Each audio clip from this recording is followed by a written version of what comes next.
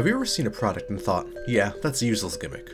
Well, that was my exact reaction when my friend told me about his amazing trackball mouse, the Logitech MX Ergo.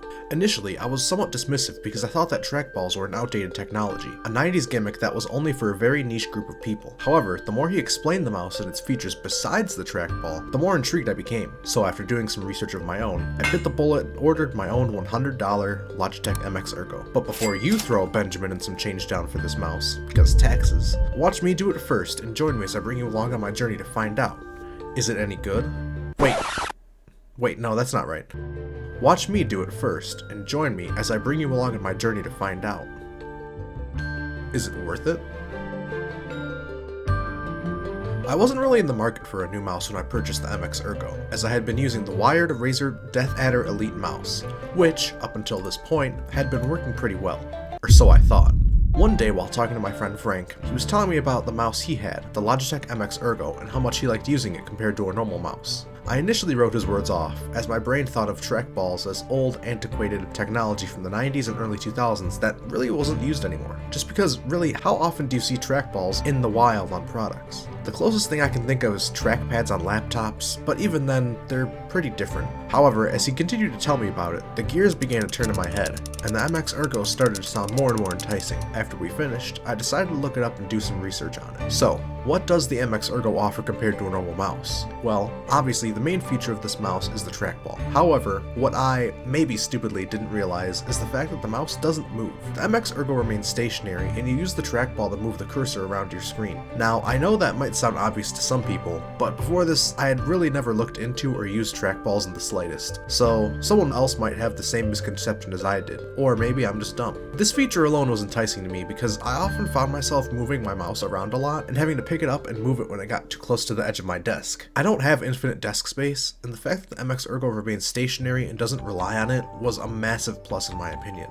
The next feature that caught my eye was the ability to change the angle at which the mouse rests. Now, most mice rest and sit flat on the desk. It's pretty much the standard. However, with the MX Ergo, you're able to rotate the mouse up 20 degrees, or up to 30 degrees if you have the MX Ergo Plus. Although I do feel as though the 20 degrees is perfect. Logitech claims that this makes it so that your arm sits at a more natural angle and rests better on the mouse, leading to less fatigue and muscle strain when used in conjunction with the trackball instead of moving the whole mouse around. Since I work on the computer all day, this feature definitely intrigued me as well. While there are quite a few other features on this mouse, which I'll go over in a bit, these are really the two that made me stop and wonder if Logitech, and by extension my friend Frank, were onto something. Figuring that, worst comes to worst, I could always return it if I didn't enjoy it, I decided to take a chance and purchase the Logitech MX Ergo and see if the trackball really was the pinnacle of mouse technology.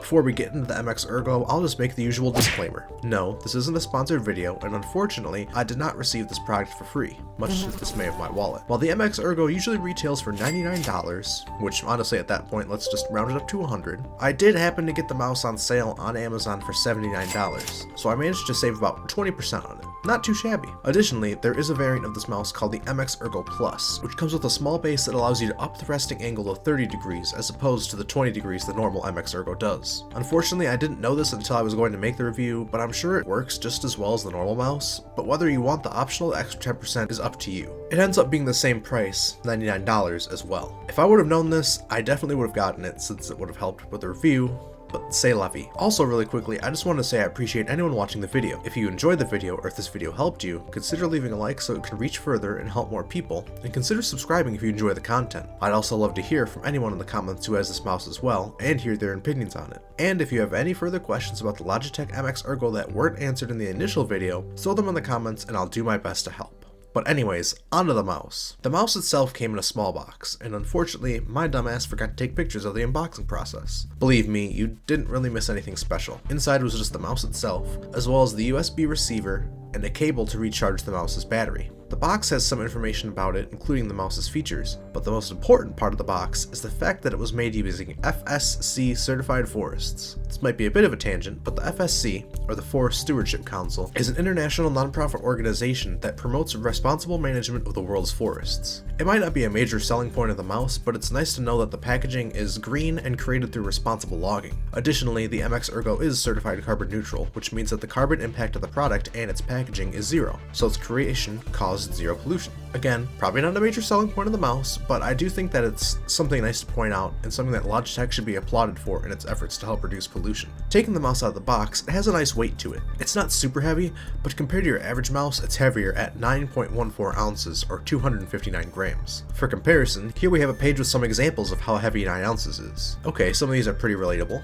A cup of milk, okay. 5 eggs, okay, sure. 17 tablespoons of water, kind of weird, but okay. A handful of 225 jelly beans. Okay, I don't think the average person can even fit 225 jelly beans in their hand. These are getting a little ridiculous. But anyways, the weight of the mouse really doesn't matter that much anyways, because it's just sitting stationary on your desk. I saw a few reviews of this mouse trying to mark it down for being too heavy, despite it being literally stationary, and saying that it's heavy to take it with you, which is just absurd. I mean, really, I think we can all handle carrying an extra 225 jelly beans on an average day, right? The mouse comes out of the box at its 0-degree angle setting, and you can easily swap to the 20-degree angle by simply pressing down on the right-hand side of the mouse and applying some force. The base the mouse sits on is magnetic, and it will make it so that the mouse stays in position. I've actually never had the mouse accidentally go back to 0 degrees from the 20 degrees either, as going back requires quite a bit of pressure and force. That's not to say it's impossible, but I would say it's very unlikely. The base also has a sort of rubbery, grippy texture on the bottom so that the mouse stays in one place on your desk and doesn't slip and slide around while you're using it. Moving on to the main body of the mouse, first you obviously see the giant trackball situated inside the mouse. It spins relatively easily and should have no resistance as you move your thumb across it. Next to the trackball, there's a button that you can hit to activate precision mode. This makes it easier for you to do smaller, more precise movements on your computer, as it sort of relegates the cursor to a small area. Next, up top on the left of the left mouse button, there are 2 smaller buttons, which default to undo and redo, although they can be reprogrammed as well, which I'll go into a bit later. Next, there's obviously the left and right mouse buttons, with the scroll wheel positioned betwixt them. This scroll wheel also has a functional middle click, as well as a right and left tilt function. Finally, underneath the main 2 mouse buttons is the easy switch button. This allows you to connect to 2 computers at the same time, one via USB receiver and one via Bluetooth, and switch between the 2 on the fly. This is a bit more of a niche function, but it could be useful if you're using a PC and a laptop at the same time. Simple, right? So how does the mouse work? At the time of making this video, I've had this mouse for a long ass time, almost a year, probably more, because I just wasn't sure if I wanted to make a video on it, but here we are. Since then, I've used it almost every day, and I haven't used my old mouse since. It's just sitting on my desk gathering dust. I think that the idea of having to get used to the trackball sounds hard on paper, but after using it for like a week or 2, I already felt really comfortable with it. It's really not hard to navigate using the trackball at all, and it feels very intuitive and fluid. Although I won't lie, there were several times I tried to move the whole mouse to move my cursor as I was used to. I would even go so far as to say it feels smoother than a normal mouse, and to me it feels like it does precise movements better than a normal mouse. I personally find it easier to move my thumb in a slow, calculated manner than my whole hand, even to the point where I don't think I've ever had to use the precise movement button more than once or twice. The mouse itself is made very well and feels very high quality. I like the fact that it's a bit of a larger form factor, and I find myself being able to rest my whole hand on it comfortably, which is nice because I have larger hands. It's also a very sleek and stylish design, which is more than can be said for some of the other trackball products I've seen online, which come in odd shapes and sizes with huge red trackballs that really stand out. Additionally, the material the mouse is made out of is nice as well. While it's a smooth plastic on the side of the mouse, the material where the top of your hand rests is a little different. It's a bit more grippy and tacked as opposed to sleek and smooth, which allows your hand to rest nicely on top of the mouse and not slide off, even if it's hot out and you're sweating. As for the claims that this mouse gives you less fatigue due to the stationary nature and angled resting position, I am happy to report that it is true. If you think about it, how often do you really have your hand resting pretty much straight down? Personally, when I do that, if I pay attention, I can kind of feel a little bit of strain and it doesn't feel natural. Compare that to resting it at a 20-degree angle, you don't really feel that strain in your wrists. Although the 20-degree angle of this mouse certainly does look strange, after you get used to it, I feel like it really does feel more natural. I've also found that since I started using it, I feel like my hands were a bit less cramped, and I was feeling less pain and fatigue in my forearm at the end of the day. I think that there's certainly merit to the 20-degree resting angle of the mouse, and I don't think I could ever go back to a normal mouse after using this. Now let's talk about the functions of the mouse. Obviously, it's a mouse, and it does the usual left-right click and scrolling. But remember how there was also the precision button, the undo-redo buttons, and the middle mouse scroll click and tilts as well? Those can actually be customized too. If you download the Logi Options Plus app, you can change the 6 buttons depending on what you want or depending on which app is open. For example, I have a Premiere Pro setup that changes the buttons to be undo, redo, precision mode, then scroll the timeline left and right, and pan. This is a great feature that allows you to have a bit more flexibility and customization to really help you feel comfortable and competent in your software of choice. You could kind of compare it to the buttons that come on the side of other mice as well. Usually gaming mice will have a bunch of them. There's even one that has something absurd like 24 buttons on the side, which is a bit much for me, but to each their own. Within the Logi Plus app, you're also able to change the point and scroll options, as well as just the usual settings like updates, firmware, etc. So far, I've been pretty positive about the MX Ergo, but there are a few minor cons that I've found while using it. First, let's talk about the trackball itself. It works really well, but unfortunately, some gunk can accumulate inside the ball socket over time, like dust, dead skin, etc. Luckily, they did include an option to take the ball out, which is to poke it out through a hole in the bottom of the mouse. I found that this can sometimes be a little tough, and sometimes cleaning out the ball socket can be a little hard, as there's a few divots that dirt and dust can really get stuck inside. I would maybe even recommend having some compressed air on hand just in case. Also, one thing I don't remember seeing mentioned by Logitech, but was mentioned by people online, was that you should sort of lube up the trackball before putting it back in. While I did see some people recommending products online, luckily you don't actually have to buy anything for this. The easy fix I've seen is to simply rub it on your face, along your forehead, or the crevice between your nose and cheeks, and to let your natural greases lubricate the trackball itself. I mention this because it does really help, as it allows the trackball to roll quicker and smoother overall, even if it does sound a little disgusting. Next, one potential big con that might alienate people is that it's not ambidextrous. Now, this probably won't apply to a lot of people, as according to some research,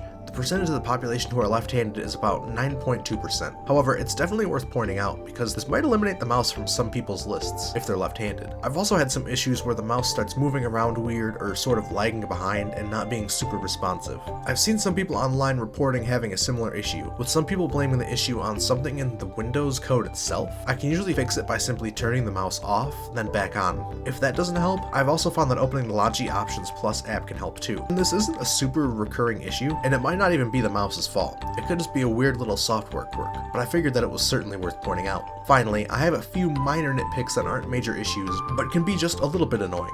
First of all, when the mouse is tilted away from me in its 20-degree angle position, it makes it a little hard to see the battery charge light on it, which can be annoying when it's not working and you find out it died. But that's no issue at all because you can plug it in and use it while charging. But sometimes the micro USB-A hole on the mouse can be a bit hard to fit the cord into. It would have been so much easier if they had made it a USB-C in my opinion. However, I will say that I don't run into these issues often because the fully charged mouse will run up to 4 months on one charge, which I can back up as I think I've charged it maybe 3 times since getting it, which would be about a year. Finally, my last minor nitpick is that I wish they had a place built into the mouse to carry the USB receiver if you have to move around a lot, as the USB receiver is super small and would be really easy to lose. Granted, you can always connect via Bluetooth if you lost it, but I'm assuming the connection via the USB wireless receiver would be preferred and a bit better. So now that I've gone over the mouse, what are my final thoughts on this product? Well, I'll admit defeat. The trackball is a genius feature, and I find myself vastly preferring it to using a normal mouse. I've really grown fond of this over the past year using it, and I don't think I'll ever go back to a normal mouse if I don't have to. Using the MX Ergo feels natural,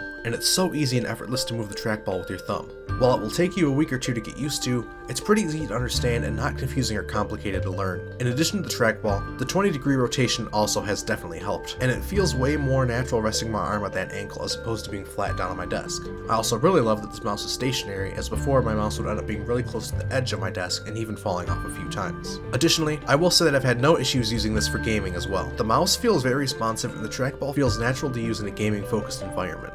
While I can't say for certain how well it is compared to real gaming mice, with response times and DPI sensitivities, etc., I think that unless you're a professional gamer, this should be completely fine to play most games with. Let's talk about the price of this mouse. At $99.99, it's not cheap like some wired gaming mice, but it's also not as expensive as some of the higher level wireless gaming mice. Seeing as how I got mine for $79, I would bet if you wait until it's the sale time, you can get it for a similar price. Finally, I will mention that I noticed they released an upgraded version of this mouse, the MX Ergo S. The changes being the new quiet click, 80% quieter than the MX Ergo, that provides an incredible click experience. MX Ergo S uses the Logi Bolt receiver, while the MX Ergo uses the Logi unifying receiver. The MX Ergo S recharges using a USB Type-C to Type-C 2.0 cable, while MX Ergo recharges using a micro USB to USB Type-C cable, and plastic parts made out of PCR, which makes the MX Ergo S a more sustainable product. So it's basically kind of a side upgrade.